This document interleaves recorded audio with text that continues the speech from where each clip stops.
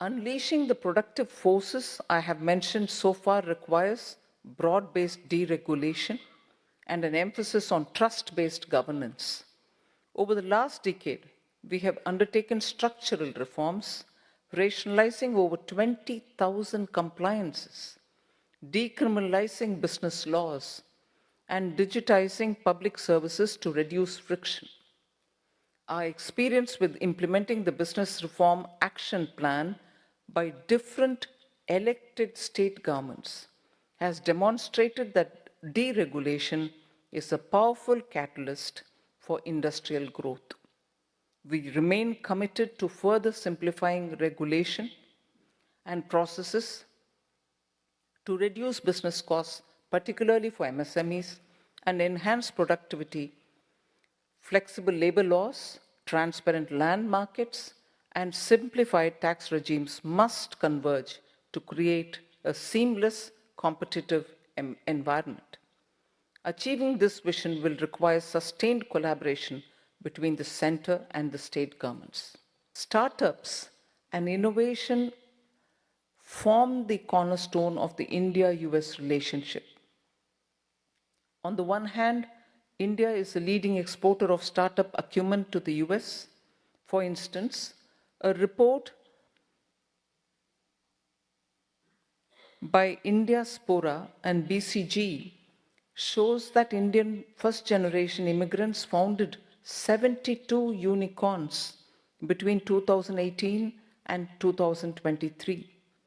These unicorns were worth at least 195 billion US dollars in valuation and employed 55,000 people, nearly 55,000 people. On the other hand, the US has been foundational to India's startup growth journey. Not only is the US a large investor in Indian startups, but it has also helped co-create the Global Capability Center as a landscape in India.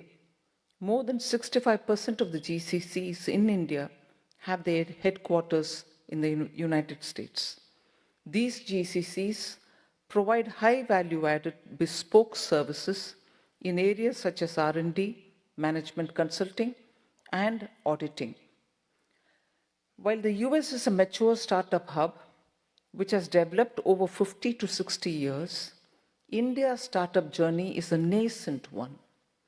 Over the course of last decade, the government's focus was on reducing the cost of entrepreneurial risk-taking by removing regulatory and infrastructural barriers.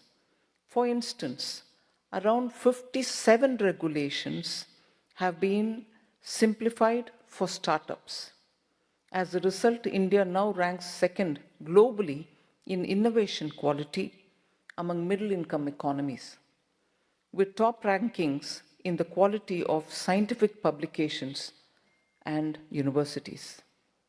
India's journey to become a Vikasit Bharat by 2047 is not merely an aspiration, but a shared national mission powered by a vision for inclusive, sustainable, and innovation-led growth.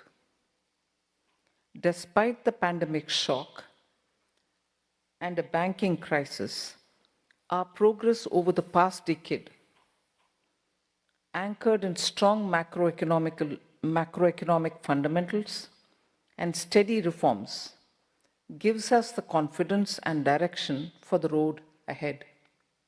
As a result, India has risen from the world's 10th largest economy to the 5th largest in just 5 years, a clear sign of our growing strength and global relevance. To conclude, as we lay the foundation for a developed India, we must stay committed to long-term goals without losing sight of present realities. The global order is changing. That poses challenges, but also opportunities. We must be prepared to tackle the former while seizing the latter. Domestically, growth, jobs, sustainability, and inclusion are not competing goals. They are interdependent objectives that must be pursued harmoniously. A Vikasit Bharat will be shaped not only by the government, but by the collective effort of every citizen. This vision calls upon us to think boldly, act inclusively, and stay resilient and flexible.